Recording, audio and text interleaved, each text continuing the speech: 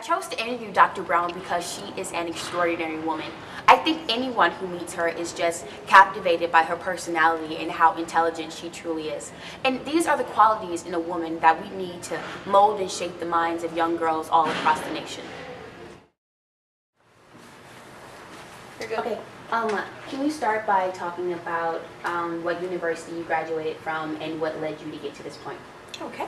I received my bachelor's degree from Texas Southern University in mathematics, my master's from University of Houston Clear Lake in curriculum and instruction and instructional technology, and then my doctorate is in curriculum and instruction, also from University of Houston Clear Lake. Okay. What is your biggest accomplishment, like all together? Like, what do you feel like that achievement that you got to, you're just like, yes? Oh, getting my doctorate was one. I actually don't feel like I've achieved my ultimate goal. Yeah, like yet. that self-actualization, like fulfillment of what you're supposed to do. Not there yet. I'm working towards it, but not there yet. Okay. Okay. Do you feel like it's harder for a woman to get to the top of any profession, especially women of color?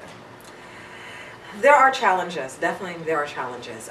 One of the challenges that I know of is a lot of times you walk in for anything, they automatically think when you're a Black African American woman that you have an attitude, or you're gonna be quick tempered, you're ready to go off in a heartbeat. Stereotypes. Those stereotypes are still there, no matter how educated you may be. So you have to fight those stereotypes a lot. Yeah. And especially when you're in leadership and you try to be assertive, a lot of times people will say, "Oh, that's just her attitude." Okay. It's not the fact that you're a leader. It's not the fact that you have to step up and take charge. It's the fact, oh, she just has an attitude. That's how she is. Okay. When people hear the word feminism, people get really thrown off by the topic. It's just like an automatic, like, nasty taste in the mouth, because there's a lot of negative connotations that come behind the term feminism. And there's a massive misconception that a feminist just hates men. Do you feel like men fear women? No, not necessarily. I think depending on cultures, but I think overall, no, I don't. Okay. I feel they expect us, though, if we're in certain professions, that we're supposed to step up and do our part. Like, for instance, we have female police officers. Yeah. You have to perform at the same level as a male police officer. You really can't pull I'm a female and I'm not doing They're that. They're going to hold you to that standard. Exactly. Women in the military, the same thing. Everybody's held to the same exact standards.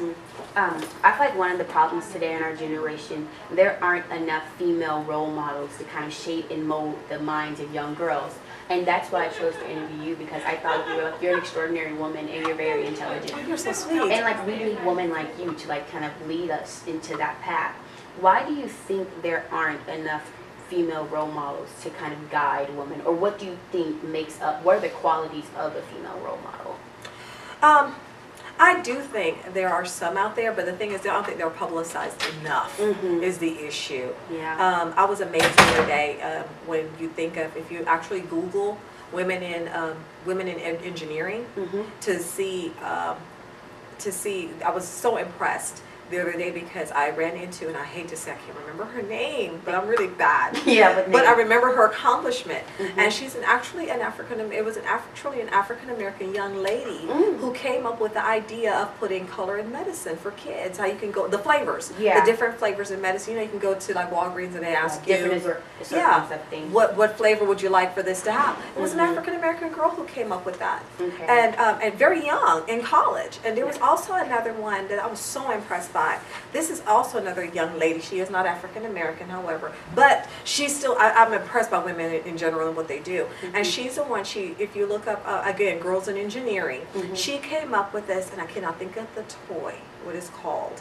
But it basically, you can create these wonderful models of cause and effect models. You know how like the shoe will swing and it'll hit the ball and the ball will roll. She came up with this wonderful tech kit for girls, and it's not pink or anything fancy, you know, like the typical girly thing. The stereotype of what a girl would play but it's for young ladies who want to be engineers, and it starts them off really young. Yeah. You know, not the typical Lego blocks. Yeah. They're really cute interlocking things, but they're made for anybody. Okay. But she's using them to target towards girls.